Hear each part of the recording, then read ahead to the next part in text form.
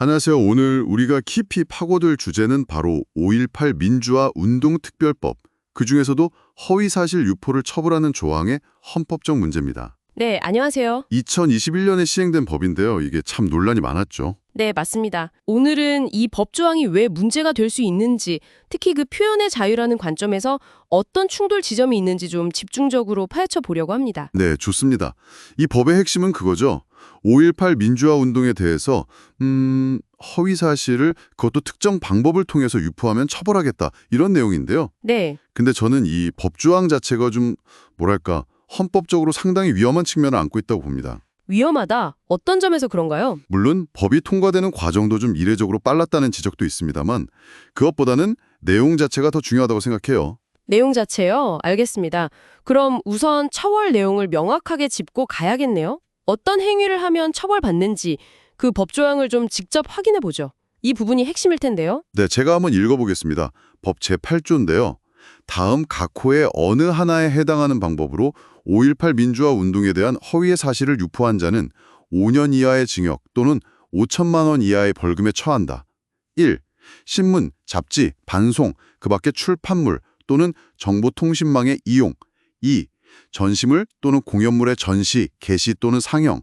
3. 그 밖의 공연이 진행한 토론회, 간담회, 기자회견, 집회, 가두연설 등에서의 발언. 이야, 정말 포괄적이네요. 신문, 방송, 인터넷은 물론이고 전시물, 공연물, 심지어 토론회나 간담회 발언까지? 다만 같은 법 제8조 2항인데요. 예술이나 학문, 연구, 시사, 보도 같은 목적일 경우에는 처벌하지 않는다고 되어 있어요. 그런 목적일 경우는 괜찮다. 그럼 좀 안전장치가 있는 것 아닌가요? 글쎄요, 저는 그게 실질적인 안전장치가 되게 어렵다고 봅니다. 왜 그렇게 보시죠? 그 목적이라는 기준 자체가 너무 애매모호하다는 거죠. 예술 목적이다, 학문 목적이다. 이걸 누가 어떻게 판단할 건가요? 결국에는 법을 집행하는 사람의 자의적인 해석에 따라서 처벌 여부가 결정될 가능성이 크다는 겁니다. 결국 집행자의 재량에 너무 많이 맡겨진다. 이런 말씀이시군요. 네, 맞습니다. 제 분석으로는 이렇습니다. 처벌 여부를 법 집행자의 자의에 맡긴 것으로 보인다. 목적에 의한 처벌 면제 조항은 정부의 형벌권을 발동을 제어하는 기능을 하지 못할 것으로 보인다. 목적 조항이 제 기능을 못할 것이다. 근데 단순히 집행의 문제를 넘어서서 제가 보기에 더 근본적인 문제가 있는 것 같아요. 어떤 걸 말씀하시는 거죠? 바로 처벌 대상이 되는 그 허위사실이라는 개념 자체가 너무 불명확하다는 점입니다. 법에서 5.18에 대한 허위사실이라고만 했지 구체적으로 어떤 주장이 허위사실에 해당하는지를 전혀 정해주고 있지 않아요. 바로 그 지점입니다. 이게 정말 심각한 문제라고 저는 생각하는데요. 네, 법이 뭘 금지하는지를 명확하게 알려줘야 시민들이 자신의 행동을 예측하고 결정할 수 있잖아요. 그런데 이건 그냥 5.18에 대해 거짓말하지 마라. 이런 수준이라는 거죠. 도대체 어떤 진술이 진실이고 어떤 진술이 허위인지 기준 자체가 없어요. 그러니까 뭘 하면 처벌받는지 알 수가 없다는 거네요. 그렇죠. 이건 실질적으로 처벌 대상을 규정하지 않은 것과 마찬가지라고 볼 수 있습니다. 제 분석의 핵심 부분이기도 한데요. 개정법률은 5.18 민주화 운동에 대한 어떤 진실을 부정하면 처벌하게 되는지를 특정하지 않고 있다. 그저 5.18 민주화 운동에 대한 허위를 말하지 말라고만 하고 있다. 어떤 진술이 5.18 민주화 운동에 대한 진실이고 어떤 진술이 허위인지 전혀 지시하지 않고 있다. 이는 실질적으로 무엇을 처벌하는지를 규정하고 있지 않은 셈이다. 기준이 없다. 이건 정말 큰 문제네요. 네, 그래서 이런 불명확성이 유럽의 소위 역사부정죄와 비교해보면 더 뚜렷하게 드러납니다. 유럽에다 비슷한 법들이 있나요? 네, 있습니다. 그런데 차이가 커요. 유럽 같은 경우는 주로 나치의 홀로코스트처럼요. 국제재판이나 국내 법원에서 사법적으로 확정된 특정 역사적 범죄 사실을 부정하거나 정당화하는 행위를 처벌 대상으로 삼습니다. 사법적으로 확정된 특정 범죄. 네, 그러니까 처벌 대상이 되는 역사적 사실의 범위가 비교적 명확하게 한정되어 있다는 거죠. 예를 들어 홀로코스트는 없었다라거나 그것은 정당했다와 같은 주장이요. 그렇군요. 대상이 특정되어 있군요. 그렇죠. 그런데 우리 5.18 특별법은 그런 특정성이 전혀 없다는 겁니다.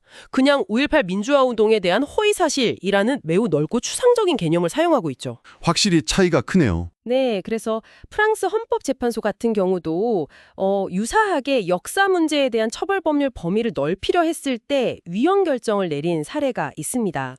금지되는 행위가 무엇인지 예측 가능해야 한다는 명확성 원칙 위반 등을 이유로 들었죠. 그렇군요. 예측 가능성이 중요하다. 결국 이 법은 국가가 형벌이라는 아주 강력한 수단을 동원해서 어쩌면 아직 논쟁 중일 수도 있는 역사 해석 문제에 직접 개입하려는 시도로 해석될 여지가 충분하다는 겁니다. 국가가 역사 해석에 개입한다? 네, 이건 우리 헌법이 보장하는 가장 중요한 기본권 중 하나인 표현의 자유, 헌법 제21조죠.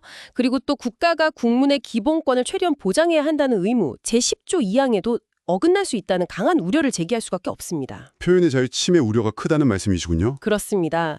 이 지점에서 제 핵심 주장을 다시 한번 좀 강조하고 싶은데요. 네, 말씀해 주시죠. 제 생각은 이렇습니다. 진실과 허위가 싸울 때 그 대결에 공정한 장을 마련해주는 것이 정부의 역할이다. 정부가 진실을 재단하거나 독점하려고 해서는 안 된다. 무엇이 진실이고 허위인지는 건전한 이성을 가진 시민들이 판단할 몫이다. 5.18 민주화 운동 허위사실 유포죄는 시민사회의 역사적 사실에 관한 진실과 거짓의 싸움에 국가 형벌권으로 개입한 것으로 정부가 지켜야 할 헌법적 한계를 넘어선 것으로 보인다. 정부는 심판이 아니라 공정한 장을 마련해야 한다. 시민들이 스스로 판단을 몫이다. 굉장히 중요한 지적이네요. 네, 저는 그렇게 생각합니다. 역사적 진실에 대한 평가는 결국 시민사회 안에서 자유로운 토론과 어떤 성숙한 이성적인 판단을 통해서 이루어져야 합니다. 국가가 형벌이라는 칼날을 가지고 섣불리 나서서 이게 진실이고 저게 허위다라고 재단하려고 해서는 안 된다는 거죠. 그게 제 문제의식의 핵심입니다. 법의 취지, 그러니까 5.18 민주화운동의 의미를 지키려는 그 마음에는 공감하는 부분이 있더라도 그 방법이 이런 헌법적 가치와 충돌할 수 있다는 점을 결코 가볍게 봐서는 안 되겠네요. 네, 바로 그 점입니다. 방법론적인 문제, 그리고 그로 인한 기본권 침해의 가능성을 심각하게 봐야 합니다. 오늘 저희는 5.18 특별법의 허위사실 유포죄 조항의 처벌 범위의 광범위성, 그리고 처벌 대상인 허위사실 개념의 불명확성, 이것이 결국 표현의 자유와 어떻게 충돌할 수 있는지에 대한 깊이 있는 비판적 분석을 나눠봤습니다. 국가가 역사 논쟁에 형벌로 개입하는 것에 아주 날카롭게 지적해 주셨네요. 네, 제 분석이 그렇다는 거고요. 이 논의를 바탕으로 청취자 여러분께서도 한번 진지하게 곱씹어 볼 질문을 던져보고 싶습니다. 네, 어떤 질문인가요? 역사를 둘러싼 많은 왜곡과 거짓 주장이 있는 것이 현실입니다. 이런 현실 속에서 표현의 자유라는 우리 헌법의 대원칙을 훼손하지 않으면서도 어떻게 공동체의 기억을 건강하게 지켜나가고 발전시킬 수 있을까요? 과연 국가의 역할은 어디까지여야 할까요? 한번 깊이 생각해 보시면 좋겠습니다.